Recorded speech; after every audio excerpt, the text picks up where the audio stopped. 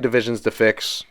Let's start it off. Yeah, so I guess that's a good point. We should bring that up. We limit ourselves to 3 revisions. Yeah. Not like 3 teams, 3 divisions that we can revise. I think that's fair. Revising all of them, then there's no point in doing them in the first place. Right. Wait till the end. Exactly. So 3 revisions, I think, is fair. So you gotta kind of pick and choose. So let's start with I think we do this first usually, the NFC West. Yeah, so let's start there. 8 weeks ago. Right. And so originally we had San Francisco, the Rams, Seattle, and then Arizona. We're going to keep the bookends. I think San Francisco still is the best team in that division. Roster, Brock Purdy, still accurate, on time, can distribute the ball to those wildly talented playmakers. Kyle Shanahan is still one of the best coaches, if not the best coach in football. And they still have a loaded defense. So they're number 1. I still think Arizona, I do think they're tanking, so I think they'll end up 4, maybe 5 wins at best. They're in the basement still. In the middle is where I think you're going to see some change. We had Seattle at 9-8 and the Rams at 10-7 in second place. To me, I don't see it with the Rams as much as I thought I did. They're not winning 10 games. I do like the Stafford-McVay combo in a quarterback-coach league. That's important, and they do have that. But they have almost no depth anywhere else. Their defense is going to be really bad, really bad.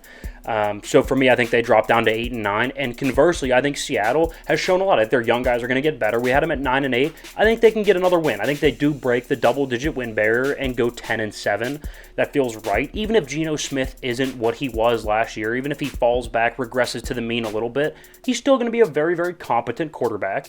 2 good backs, good offensive line, 3 really nice receivers, although Jackson Smith and Jigba will be hurt for the first 3 weeks. Defense gets a lot of pieces back. Jamal Adams, Jordan Brooks, a couple edge rushers they get back that they really like. So there's a lot of talent on that team, young talent that's going to develop. I think that's worth a win. 10-7 feels right for Seattle. Yeah, I like that. They needed to move up, and in turn, the Rams need to go down a little bit. I just don't. I don't see it. I see them being better than last year for sure, but it's not going to be anything crazy. It's not going to be anything where, I just don't. I'm not the biggest fan of the Rams. They went all in for their season. They got it, but now they need to retool again. Yeah, I agree. I do think in terms of you're looking in the NFL, coach, quarterback, receiver, star pass rusher, and then I'd probably go left tackle, right? They have 4 or 5 checks. But then you have to fill in the gaps everywhere else, though. Right, but at the end of the day, if you can check those boxes, you're bound to win at least 6 games. So I do think they win 8 games. They'll be below 500. They'll probably miss the playoffs. But I do think they're going to be a competitive 8-9 team. Yeah. So to sum up that revision, Seattle is going to go from 9-8 to 10-7. The Rams will go from 10-7 to 8-9. I like that. Let's move to the other division. We're going to stay in the NFC. Let's go with the NFC East. Yeah. Okay. So we had Philly at 13-4. I do think they regress a little bit. They do lose both their coordinators. They lost both their safeties. Their linebackers are now gone. So there is a lot of turnover on the team. Now I do think they're going to replenish it with a lot of young talent. I still think the offense is great. A.J. Brown, Jalen Hurts, 2 good backs. So I think they're going to be fine. But I do think 12-5 is a fair regression. 1 game back. I don't think it's anything crazy. I still think they win the division. I still think they're probably the number 1 seed in the NFC. But I do worry a little bit about losing both coordinators. Might take them some time, right? So maybe they start slow. Yeah. That's worth a game. So 12-5 feels right. Yeah, you have to be able to gel with the new coordinators. That's going to be the biggest hurdle to overcome. Yeah. And I don't think they're going to have a problem with it. It will straighten itself out, but it could be bumpy to get started, right? I mean, We saw how the Daboll leaving Buffalo thing went. Yeah, right. No, it could definitely be bumpy for Hurts in that offense to start. Yeah. So we have the order the same. We still have Philly, Dallas, New York, and then Washington. But we are going to give New York a couple extra wins. We had them at 8-9. I think that's a 10-win football team. Nobody's talking about it. But they're pretty good up front. Andrew Thomas is a great left tackle. Evan Neal's shown so far this preseason he's taking steps forward to be a really good right tackle. Yeah. They like the center that they just drafted a ton. You have a really good back. They're fairly decent on the outside. They lack a little bit of depth. I think Jalen Hyatt's going to be a really nice pickup for them from Tennessee. And Daniel Jones has his flaws, but over the past 2 years, he doesn't turn the football over anymore. So that's really good. Yeah. He's able to distribute the ball and be fairly efficient without losing them football games. And we know their defense is going to be really good. So I think 8-9 was a little bit low. I think 10-7, 9-8 feels more right. We'll land at 10-7. And then Washington. I do still think they stay in the basement because it's a very competitive division. But 5-12 just seems low for a team with 7 or 8 first-round picks on the defensive side. Ron Rivera being a defensive coach, and they have 2 really nice receivers. I love Terry McLaurin and Jahan Dotson as a 1-2 punch. It's just who's getting them the ball. But Sam Howell's shown he's been pretty good in preseason as well, and has shown a lot of good chemistry with those two, especially when throwing to Dotson and Terry McLaurin. So that's why I think Washington probably goes from 5-12 to 7-10. I think it's going to be a fairly competitive division. I don't think any of the teams are going to be awful, and 5-12 is awful. So I just can't predict them at awful. I think 7-10 feels right. Yeah, that's a lot. I'd say that's fair. Sam Howell looks good. There you go, New York. You can stop bashing us now.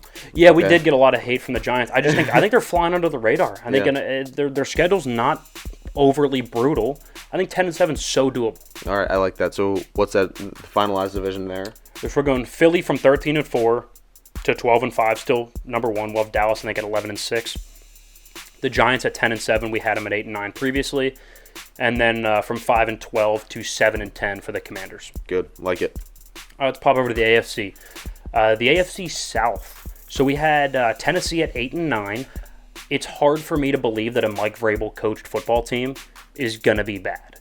So, and I know it's only 1 extra win. I just can't see them being below 500. I think they're a slightly above 500 football team at 9-8. Now, I do worry about Will Levis, Malik Willis. Are they going to end up playing at some point? There are definitely question marks, I'll tell you. If Tannehill starts all 17 games, I think it's a 9-8 football team. My only concern is, do they eventually turn it over to a Levis or a Malik Willis, and they're not ready to compete yet. And then who knows what it looks like from there. Right, but I will bank on them being 9-8 based on their culture. Their run game, their front 7 is still really, really good. Yeah. I worry a little bit about the O-line, but I think they're going to be a competitive football team.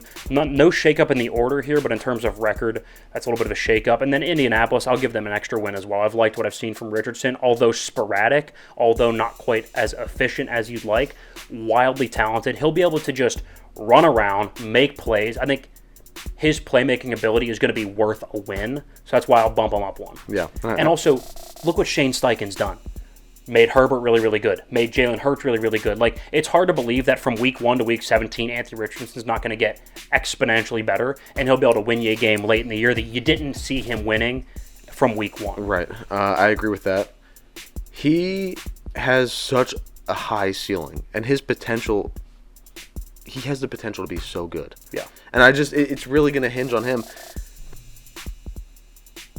I mean, I like them with an extra win. I'd maybe give him 2. Maybe 7-10? If he can play pretty well. My only concern is what's the deal with Jonathan Taylor. It's so hard for me to project that. What's the deal with Jonathan Taylor, though? Right? Like, if he holds out for the first 8 weeks, I think they're at 6-11 football team. If he plays, he's probably worth a win in the first 8 games. Maybe they're 7-10.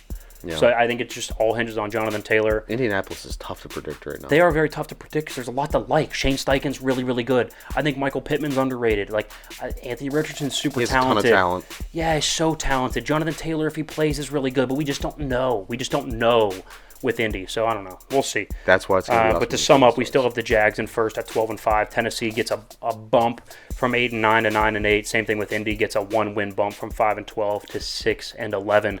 Guys, those are our revisions. So, like I said, we did some of these divisions like 4, 5, 6, 7, 8 weeks ago. So it's like, well, things change. Roll with the punches. These are some revisions that we made. Absolutely. I mean, we've seen a lot since then. 8 weeks ago, we didn't even have